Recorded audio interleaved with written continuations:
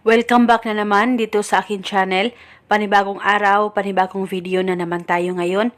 May ibabahagi na naman ako sa inyo ngayon na ritual. Ito'y simpleng gabay at simpleng pamamaraan at ito ay makakatulong sa inyo.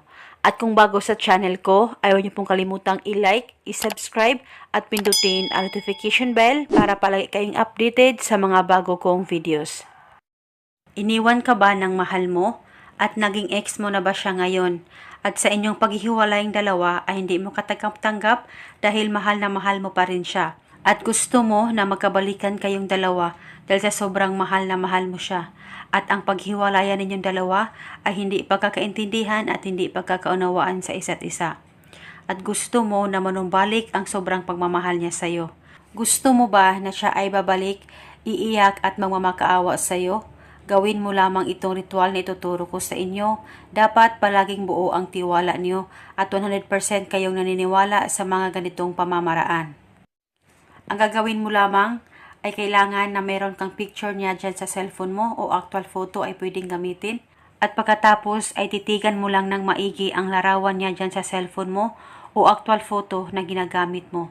At pagkatapos ay ibulong mo lamang ito. Pangalan at apelido, ikaw ay iiyak at magmamakaawa na babalik sa akin.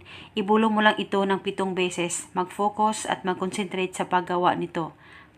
At pagkatapos mong magawa ang ritual na ito, tiyak ang ex mo ay magpaparamdam sa'yo at makipagbalikan sa'yo basta tiwala lang.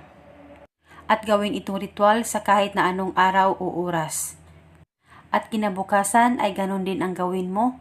Titigan mo lang at ibulong mo lamang ang pangalan at ang hiling sa picture niya dyan sa cellphone mo o actual photo na ginamit mo. At kung may katanungan po kayo, mag-comment lang po kayo sa baba.